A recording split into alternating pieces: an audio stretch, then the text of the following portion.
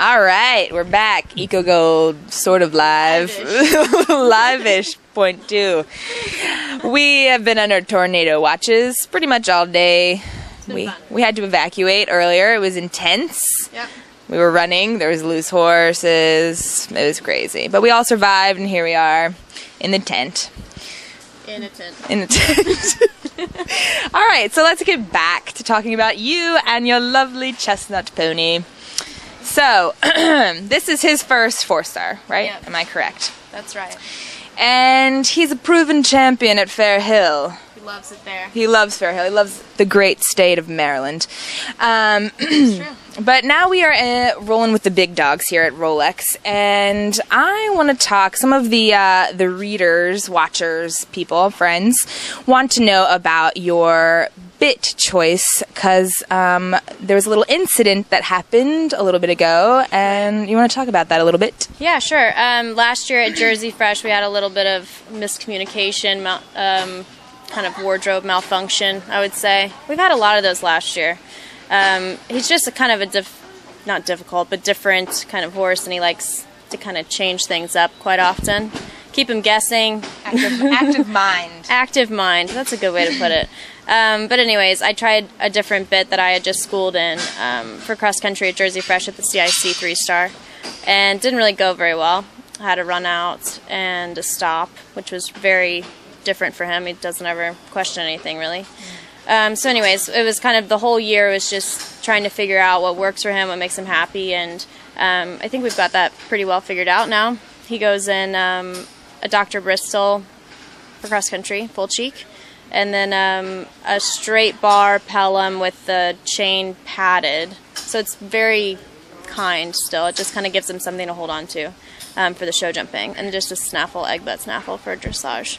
So yeah, Lovely. Lots of different bits. It's fun though. I like tack.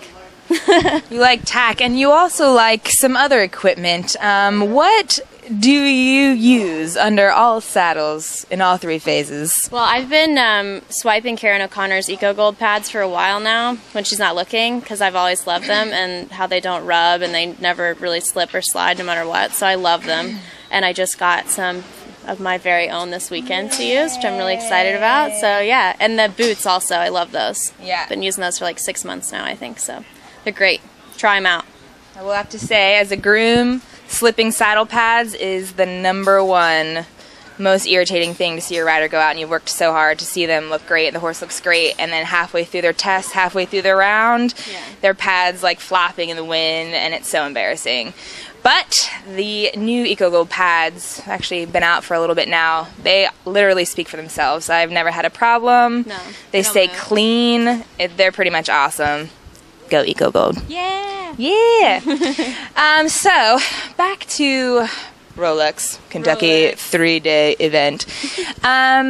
This is a pretty big deal. This is the biggest event in the country. I think it's safe to say that everyone gets a little nervous before they go out in front of all those people. It's a pretty intense atmosphere that we don't really get to see in many events around the country. Some of our friends, readers out there, they want to know how you deal with your pre-ring jitters. It's a good question. It's something that I think all riders, from beginners all the way up to professionals, top of the sport, have to deal with. I mean, it's a lot of pressure, even if you're doing beginner novice or anything. I mean, there's a lot of pressure there. So people deal with it in different ways. I do a lot. I read a lot of sports psychology books and try to really focus and not try to think about the whole event at one time. Try to think about each specific task at one time. Like before cross country on Saturday this weekend, I'll think about right before I go, I'll be thinking about the first fence. Because I can't comprehend the entire course as I'm walking into the box. It's just too much. Overwhelming. Yeah, it's really overwhelming. So I've kind of figured that out about myself, and obviously I'll know the course extremely well, so I don't have to be running it through my head right before I go in the box. Right. And that kind of breaking it down and making it simple for myself, more simple, really works. Helps you. Yep. Have you seen any of the course yet for this year, or? Yeah, I walked, I actually biked up around and just kind of looked at some of the main things. I looked at the head of the lake, which looks good. Got a big drop in, and then to a really cool looking frog, and then the birch rails that the WEG did down in, and then to some ducks, which look great on an angle. And then saw the sunken road that's full of water. Hopefully they'll figure that out so we don't have like five water, sunken river, 5 water jumps, and then some double corners that look really good too. Cool. Yeah, looks great. Cool. Yeah, I'm excited. Yeah. What do you think is your strongest phase as a rider and a horse combination? Cross country would definitely be our strongest phase. My favorite is show jumping. Doesn't always show itself that it's my favorite. I know. I love the show jumping because you can have like a perfect round, which I feel like the top level of the sport in cross country is just not possible. Like you'll always have a bobble or a bad jump or something like that because it's 11 minutes long. Like something's going to go not perfectly. Right. And I love the perfection of show jumping. That rarely happens, but it's possible.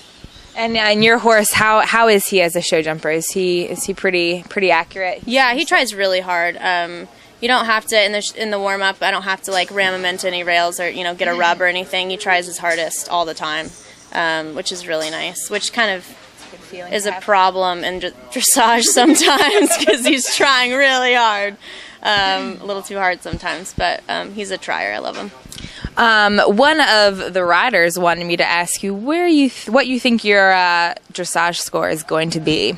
That's not nice. I'm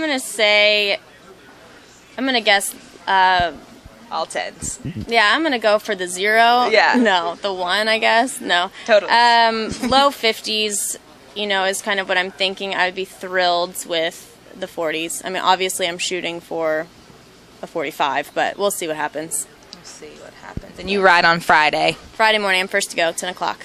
First to go. Exciting. Yeah. So what are you going to be doing all day tomorrow while everyone's going? I'm going to be riding a lot, off and on, getting him used to the atmosphere. He's kind of like really blown away by everything. He's never seen anything like this. I don't think he's ever been here before, which is funny because I'm so comfortable here because I grew up here. So, yeah, he's kind of like, what is this? So I'll be on and off a lot. See me hacking back and forth a lot. So I'm basically going to ride him 18 times. It'll be busy, but it'll be good. So, aside from your successes as an event rider, if this was not your profession, what do you think you'd be doing? Let's see. I would love to be a rock star. What would the name of your band be?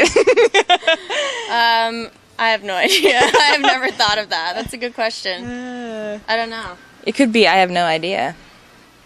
That could be your name. I have no idea. That could be my band name. And everyone that knows anything about you knows you can sing. I'm not going to make you sing right now, but you did tell me you are singing at some point this weekend in front of people. Yeah, I'm doing Amazing Grace for the Becky Broussard's memorial service tomorrow. I think 7-ish at the head of the lake, so that'll be really special. I was honored that they asked me to do it. It's really cool. Pretty awesome. Yeah, Bobby Costello is playing the piano, so it'll be really fun. That's fun. Yeah, I love him. So he's pretty much a rock star. He's awesome. Yeah, we're gonna go on tour actually. You could name your band Bobby Costello. Yeah, that's the name. That is the name.